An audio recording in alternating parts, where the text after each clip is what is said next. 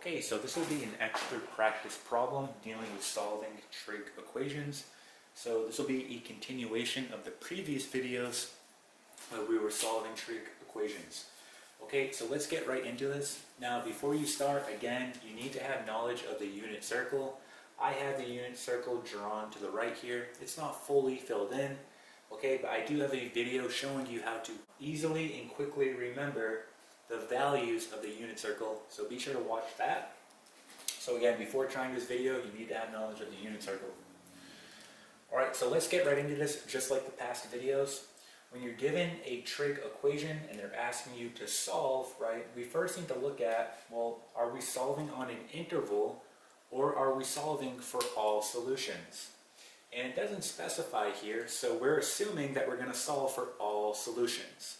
Okay? Now our first step is to isolate the trig function. Okay, so for example, we want to isolate this part here. Alright? So our first step, we want to get rid of this positive 5, meaning we're going to have to subtract 5 on both sides. Doing that, you're going to be left with the following. You get negative 2, and you get tangent of theta over 2 equal to, again, we subtracted 5 on both sides, so this will be equal to 2. Alright, our next step, we want to get rid of this negative 2, so we need to divide both sides by negative 2.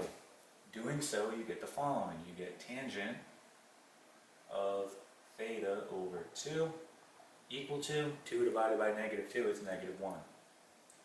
Okay, so that's our first step. We just isolated the trig function. That's what we want.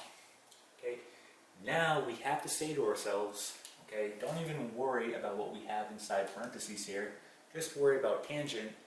Okay, you say, when is tangent going to be negative 1? And again, this is where you have to have knowledge of the unit circle.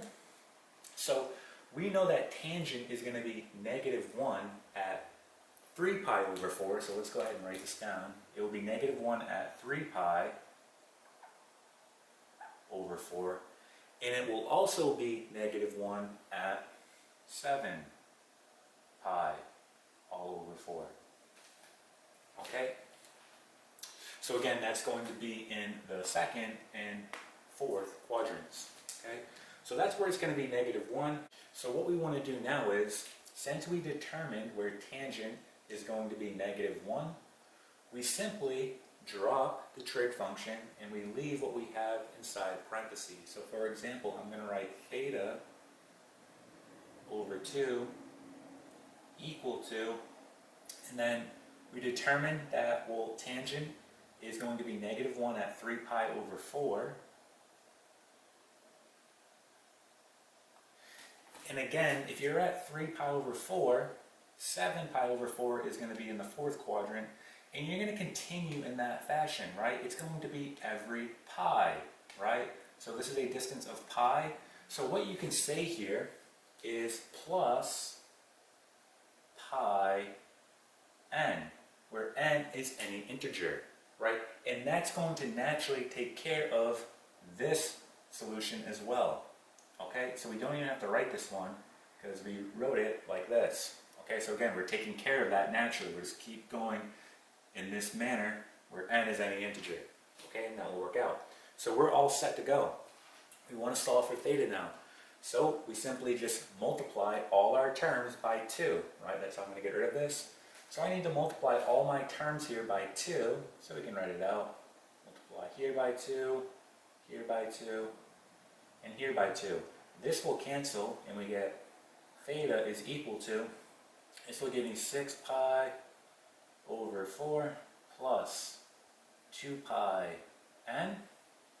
Okay, and then let's go ahead and reduce this, so we get theta is equal to, well, 2 will go into 6 3 times, and 2 will go into 4 2 times, and then again plus 2 pi n. Okay, this is going to be your final answer right here. Okay, so that's some extra practice solving trig equations.